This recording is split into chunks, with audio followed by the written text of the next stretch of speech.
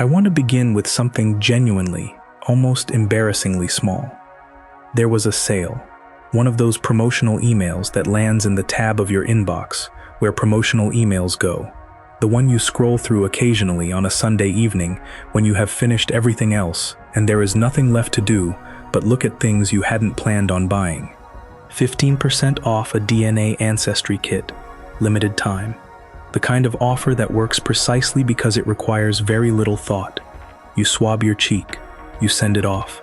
A few weeks later, you find out whether you are more Irish than you thought, or whether the family rumor about distant Italian ancestry has any basis in fact. I was 38 years old. I had a husband, a daughter who had just turned 6, a job I had been in long enough to stop finding it interesting, and the specific kind of life that looks, from the inside, exactly as settled as it is. I was not searching for anything. I was not carrying unanswered questions about my identity or my family history. I was not, in any conscious sense, looking. The kit arrived in a small cardboard box. I left it on the kitchen counter for 2 weeks before I got around to registering it. I did the swab one evening after my daughter had gone to bed, while my husband was watching something in the other room. I put it in the return envelope and forgot about it. 3 weeks later, an email arrived telling me my results were ready. I clicked through during my lunch break at work, expecting something mild. A pie chart with percentages, maybe a map, the kind of information that is interesting for approximately 20 minutes and then gets filed away in the category of things you know about yourself but never think about again. What I found instead was the reason I am telling you this story. The results page opened with the ethnicity breakdown.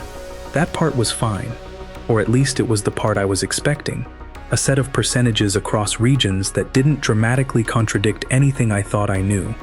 I read it quickly and moved on. Below the ethnicity results, the platform displays DNA matches. People in the database who share enough of your genetic material to indicate a family relationship. The closer the match, the more DNA you share. At the top of the list, ranked by closeness of the relationship, are the people you are most closely related to. I want to describe what I saw without making it more dramatic than it actually appeared on the screen, because the appearance of it was very ordinary. A name, a small profile icon, a relationship estimate in a gray text box underneath. The relationship estimate said, close family, possible parent, child, or sibling. The name was not my mother's name. It was not my father's name. It was not the name of either of my brothers. It was a woman's name I had never seen before, in the context of my family. I'll call her Margaret. I stared at that for a moment. Then I clicked on Margaret's profile. She had a small tree attached to her account. I opened it. Her tree showed a daughter. The daughter's birth year matched mine exactly. The birth location listed was the town I was born in. The daughter's name in the tree was a name I didn't recognize. And there was a note attached to the daughter's profile, visible to DNA matches, that said simply, placed for adoption, 1986. I was born in 1986. I closed the laptop. I sat in the staff canteen for a very long time, looking at the table in front of me. Someone asked me if I was all right, and I said I was fine. Then I went to the bathroom and sat in a cubicle with my back against the door and tried to understand what I had just read. I was 38 years old. I had never been told I was adopted. Not once. Not in any form. I had a birth certificate with my parents' names on it. I had family photographs going back to infancy. I had the particular specific physical features of a person who had always assumed they knew exactly where those features came from. And I had a DNA match that didn't fit inside any of that. I want to spend some time on what happened between leaving work that afternoon and arriving home, because I think the 45-minute drive is the part of this story that contains the most that is difficult to articulate. I sat in the car park for about 20 minutes before I started the engine. Not crying, not on the phone to anyone, just sitting. The thing about a revelation of this size is that it doesn't arrive cleanly. It doesn't come with instructions or a clear emotional label that tells you what you are supposed to be feeling. What I felt in those 20 minutes was something I can only describe as a strange, temporary suspension, as though the ground had not yet finished moving, but hadn't quite stopped. I thought about my mother, not Margaret. My mother, the woman who had raised me, who had sat on the edge of my bed every night for years until I was old enough to read myself to sleep, who had driven me to every appointment and attended every event and made the specific kind of ham sandwiches I had always liked for my school lunches until I was old enough to make them myself. The woman I had called without thinking every Sunday for my entire adult life.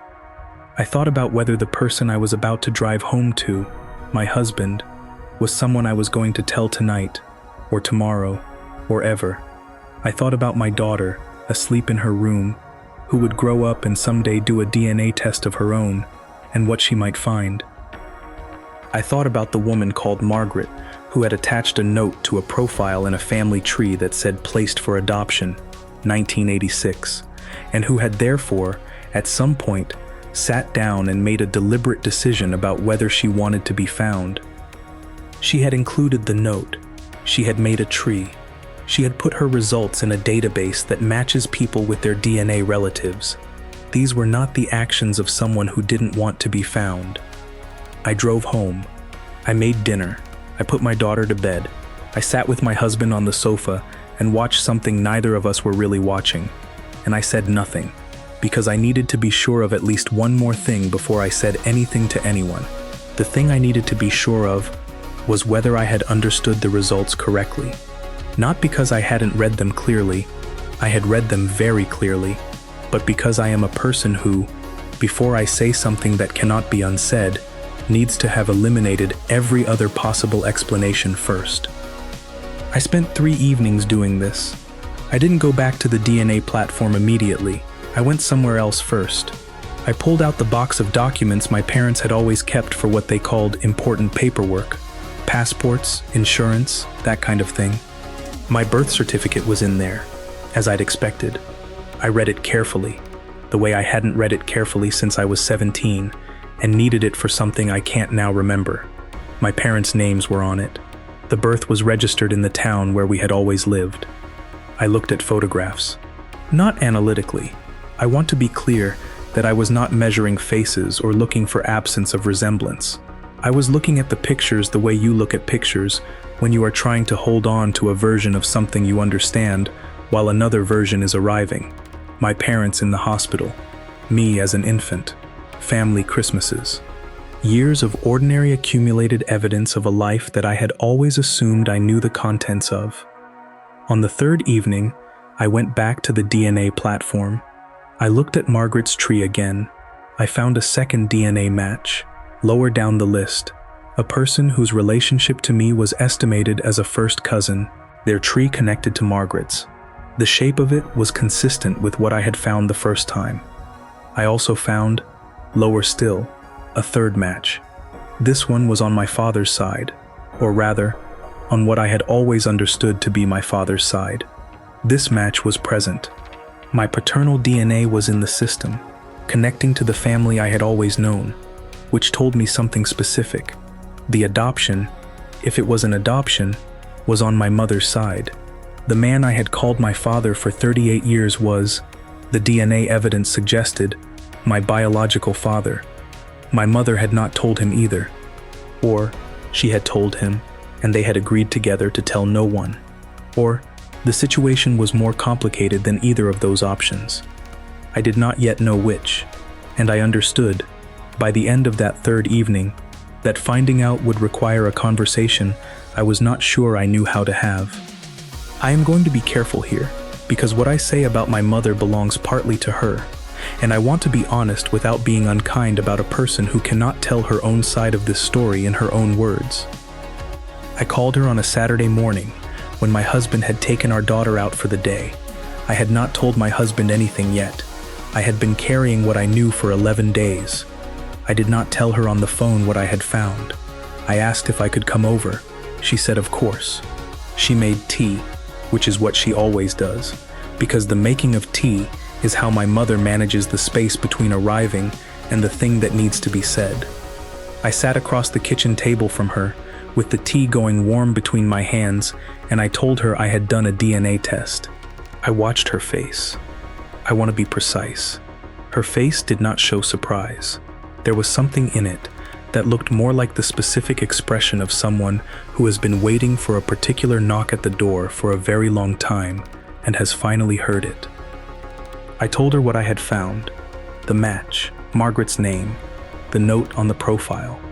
She was quiet for a long time, long enough that I stopped expecting her to speak and started simply waiting. Then she told me. She had been 21. She had become pregnant with me during a period when she and my father were briefly separated. Not from an affair, she was clear about that, but from a brief relationship with another person during the months when she and my father were apart. When she and my father reconciled, she was already pregnant. The pregnancy was not my father's. She had known this and had chosen, with the help of her own mother, to manage it in a way that meant my father raised me as his own child without ever being told the full circumstances. Margaret was not my birth mother in the sense I had initially understood. Margaret was my biological mother's cousin, someone who had taken the DNA test independently, who appeared in my results by proximity, whose family tree happened to contain a branch that connected to me in a way that told me more than anyone had intended.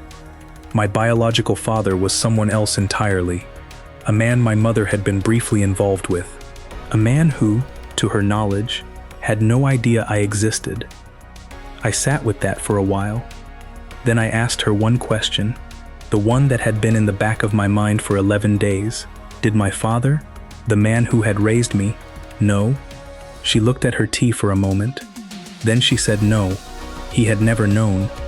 He had raised me for 38 years not knowing, and she had carried that alone with only her own mother as witness for the same 38 years. Her mother had died 4 years earlier. I drove home and sat in the car in front of my own house for a long time before I went inside.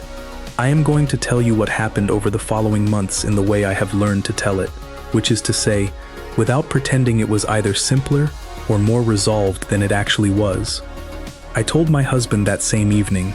He sat very still while I talked, and when I finished, he said, "What do you need right now?"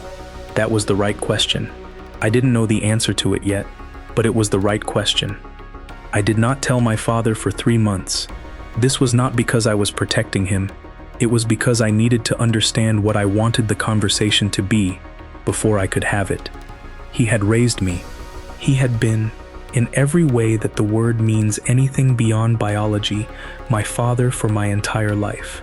Whatever the DNA said, that was true, and it was not going to stop being true. But the secret that had been kept from him, the specific thing he had not been told, belonged to him in a way I couldn't make a decision about on anyone else's behalf. When I finally told him, we were in his garden. I had driven to his house on a Tuesday afternoon without explanation, and he had made us both tea. My family makes a lot of tea in moments of difficulty, and we had sat outside for a while not saying much before I said I needed to tell him something. I told him everything. I watched him process it in the way men of his generation sometimes process things, very quietly, with long pauses, not crying, looking somewhere slightly past me. When I finished, he was quiet for a long time. Then he said, "It doesn't change a single thing." He meant it about us, about me and him, and I believed him, and I believe him still. But I know it changed other things, privately, that he has never fully said out loud and that I have not asked him to. My parents are still married. That is their decision, and I did not have a role in making it. I looked for my biological father. It took 7 months and a genetic genealogist who specializes in exactly this kind of search. I found a man in his 60s living in a city not far from where I grew up. I have not contacted him.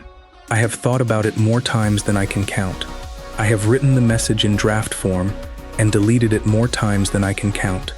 I have not sent it. I don't know whether I will. That is the part of this story that is still being written. There is a term used in adoption and DNA communities for people who discover their adoption later in life. Late discovery adoptee. I am not technically that. My situation is more complicated than adoption, less simple than the straightforward categories. But I have spent enough time in those communities in the past year to recognize the specific shape of what is described there. The vertigo, the retrospective rereading of your own life, the strange doubling of yourself into the person you were before the results came back and the person you have been since. The thing that surprised me most was not the discovery itself. It was how long the discovery kept discovering things. I thought, in the first few weeks, that what I had found was a fact, a fixed piece of information that I could integrate into my understanding of myself and then proceed. What I found instead was that it was more like a door, and every time I thought I had understood what was on the other side of it, there was another door. The medical history I had always given to doctors was incomplete in ways that are now partly resolved and partly still unclear. My daughter's genetic history is different from what I had told her pediatrician. The photograph of myself I carry in my head, the assembled sense of where my features came from, has been quietly, persistently reorganizing itself for a year. I am not a different person than I was before the DNA kit arrived in its small cardboard box. I want to be clear about that. The 38 years I lived before the results came back are not erased or invalidated by what the results contained. The man who drove me to school and sat through every recital and told me he was proud of me at every graduation is my father. That is not a complicated sentence for me. It is the simplest and most stable sentence in everything I have had to navigate this year.